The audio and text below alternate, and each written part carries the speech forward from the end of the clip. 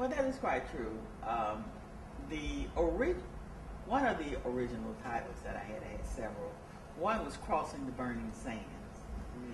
That was the first title, and which in 1977 I had started out writing a book for Toni Morrison. Okay. And what was happening was that coming from the Bible Belt South and crossing the Mason-Dixon line, I found that, and using old historical perspectives of slaves who was running away, I found that coming into the northern area, you sort of had to move into the corporate world, and you had to cross into it, and you had to know who you are in order to cross into it. Mm-hmm. So when you cross the burning sands, especially as a African American woman, because in the 60s, as Gerda Lerner, who just passed away, said, all the men are black and all the women are white, but some of us are brave. Mm-hmm. So basically, black women, prior to the law in coming in working in the corporate world, basically did not have any rights. You know, first of all, the first Barnes case, Paulette Barnes, brought it against the government, and since gender was not had not been discussed yet, gender did not become a part of the law until the 1980s with sexual harassment, and this was in the 1960s. So that was one title. So by the time that I had gone through the corporate world after some 30-some years, and then, you know, vanity of all vanities, you know, as that is in the Bible, you find out that it's the ego that matters. Mm-hmm. And then you realize that you don't need, you are already free, because Christ died for all of us. Mm-hmm. Therefore, no one had to set you free. You had to be free. Mm-hmm. So, I am the vine, you are the branches. If you remain in me and I in you, you will bear much fruit. Mm-hmm. Apart from me, you can do nothing. And that's from John 15:5. Mm-hmm. So basically, that's what I took. You know, is that I am a branch, Christ is the vine. And basically, when I started dealing in the corporate world, and as an EEOAA officer, would you explain those letters? Yeah. As an equal employment opportunity affirmative action officer. Thank you. I realized that I was also a leader, and I made decisions, and they had to be just decisions. Mm-hmm. And one of the things that I always recall was Pontius Pilate washing his hands on everything. Mm-hmm. And as a result of that, when it came to me to make a decision, I made my decision. I was isolated and I was alone. Mm-hmm. But one of the things that happened is I realized that when I swore on the stack of Bibles, on the Bible, that I could stand behind what I said.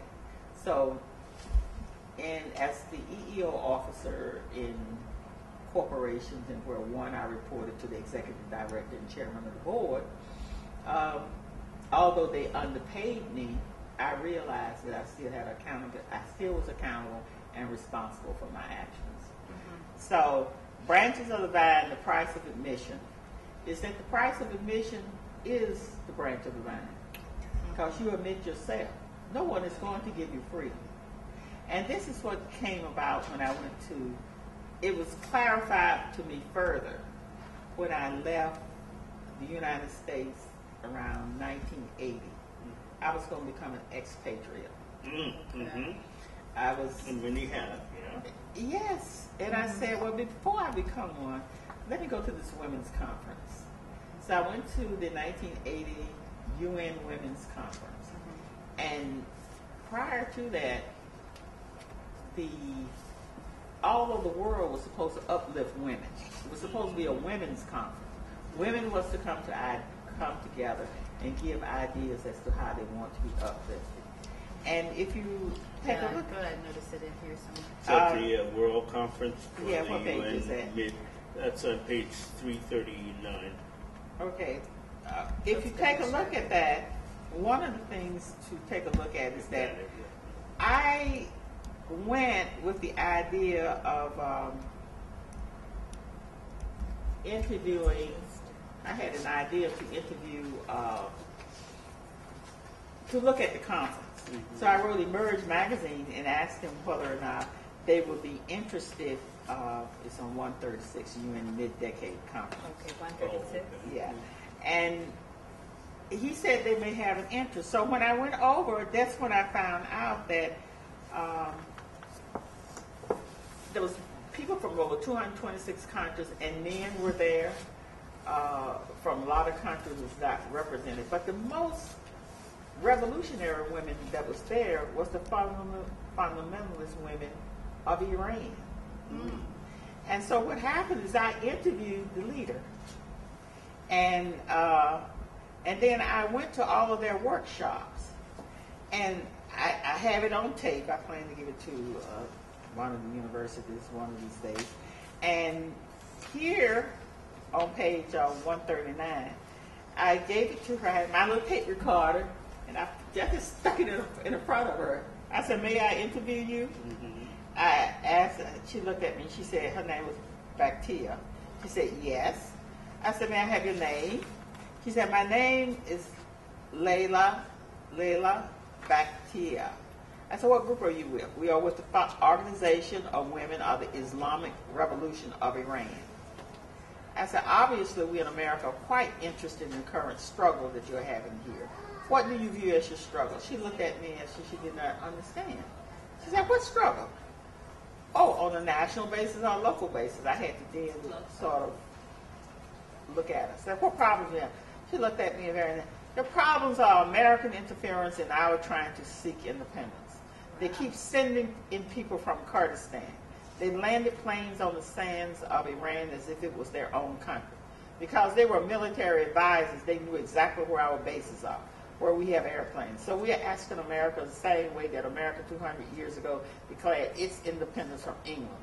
We're asking America to let us declare our independence from American imperialism." She was very hostile. But these Iranian women, when they were there, they were educated. Some had these their habits on, and then they ran their own workshops. So I ended up attending their workshops on How one did part. they view you? How did they view you? Were you an American? Were you a black? Or were you in their struggle? They viewed me as a woman. They were the only one that did so. They were the only one that really looked at the concept of what the UN was trying to do was to uplift women. And in this dialogue with the women of Iran, they said the Ayatollah gave them freedom because they were the ones that fought in the revolution, the rural women. They said not the women with the high heels on. So, and the Ayatollah told them they had to get their freedom from men. So the first thing they had to do was to educate their women. Okay, makes sense. And so in educating their women, they were about to tell them how to get their rights.